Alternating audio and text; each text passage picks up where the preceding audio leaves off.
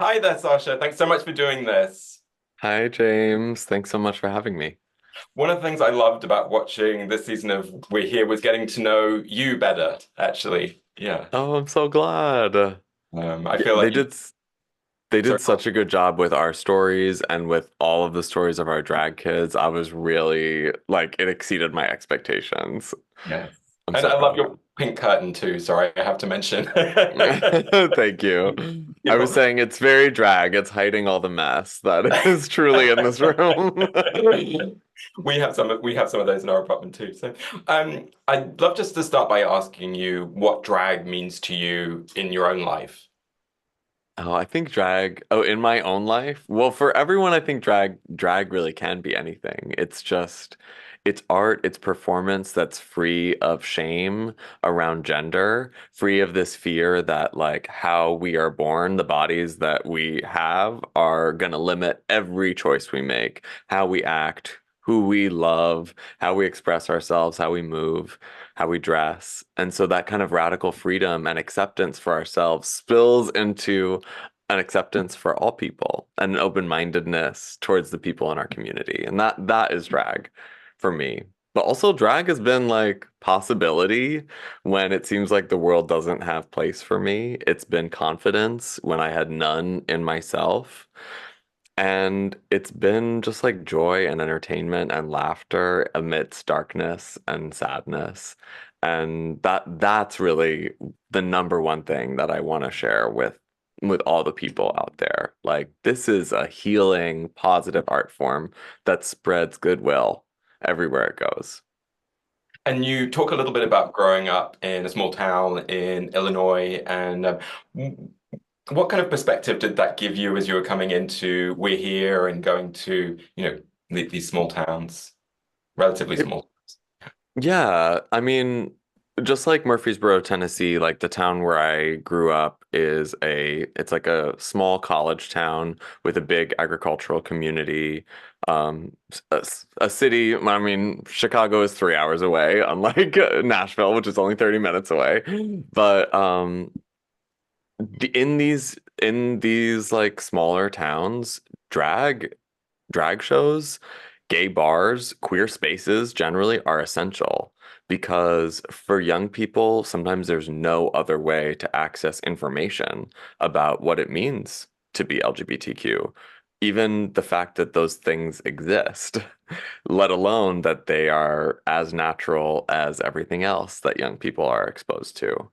And so the dangers of not having any outlet for that, of having no drag, of having no visible queer people is really present in my mind. Like I held on to every scrap I could find about queer existence when I was a young person. I wandered back and forth outside the gay bar dreaming of what was going on inside until I finally went in.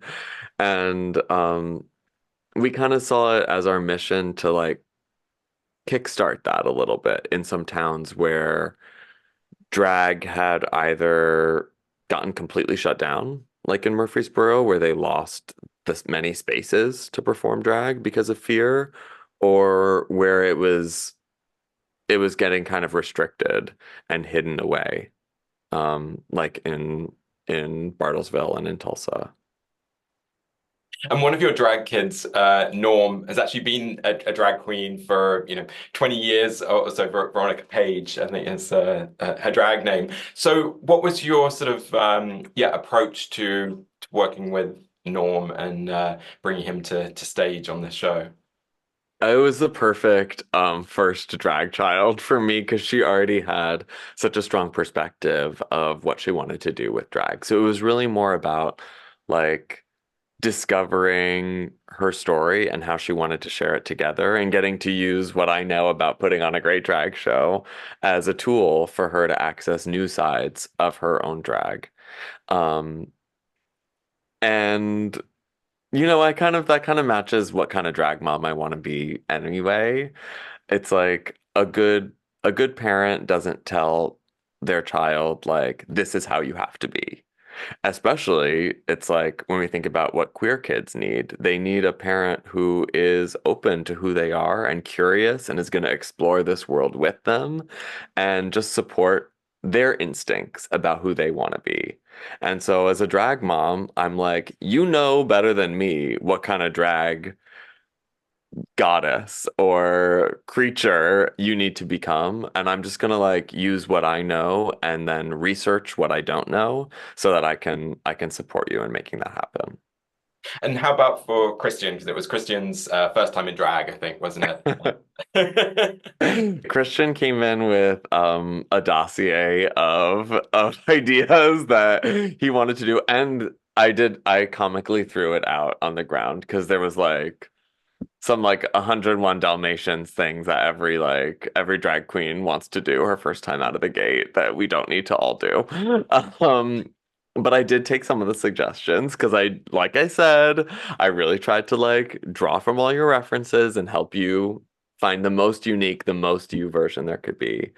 Um, but yeah, I I wanted to find a way for Christian to tell this deal with the trauma that had happened to him without it being sad and painful on stage. I think like when we bring painful things from our real lives into a drag number, it's actually important that we do think of still being entertaining for the audience, of taking care of them as part of our family. We don't want to expose them to trauma, but rather guide them to some moment of like catharsis or possibility or hope amidst the real stuff that we have to face in the real world.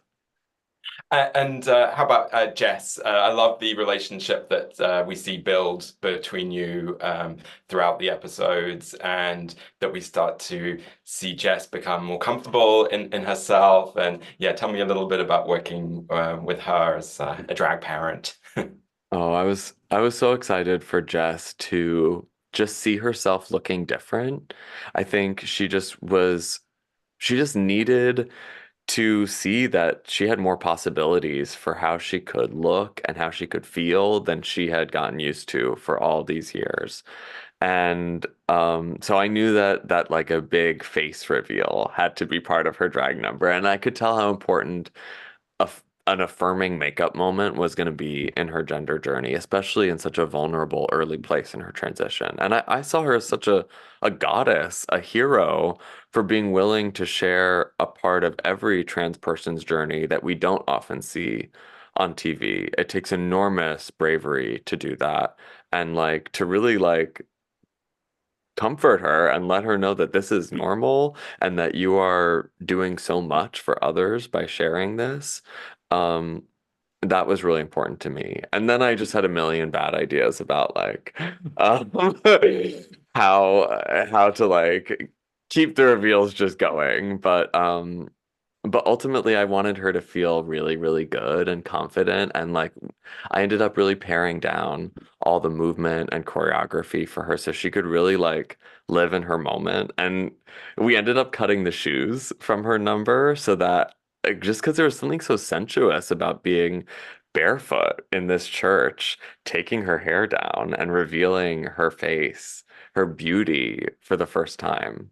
Talk about a spiritual moment in a church. It Yes, was I know quite the shoes profound. off. Yeah, I thought that was a nice touch. I also loved her daughter backstage saying, "You're serving Disney princess in this."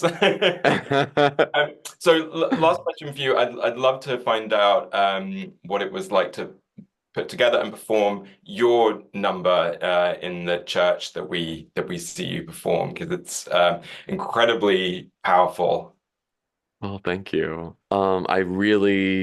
I've been so moved by that song that Kesha wrote, Praying.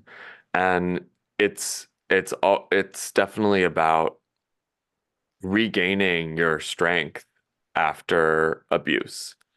And hearing these stories of the way so many queer people are abused by the church, by their governments, by their families and their communities, even by other queer people, really made the dynamics of that song resonate for me in a new way. And I wanted to perform it as like stripping away the labels, the judgment, the shame that is placed upon us so often by others, and revealing like the the pure joy that is the truth of all people, and particularly of queer people just trying to exist, just trying to express ourselves, and then using the white dress as obviously not only a classic symbol of purity in opposition to the red dress, but also as a projection surface, a site of possibility and becoming that like if you really give us a chance, our lives can represent not just for ourselves, but for everyone in this world. Um, that was my vision for the arc of that number. Oh, it's just fantastic. And even just the way that you deliver "I'm proud of who I am" just just got to me. But so I can't wait for people to experience that. Sasha Velour, thanks so much. Thank you so much. Thanks, James.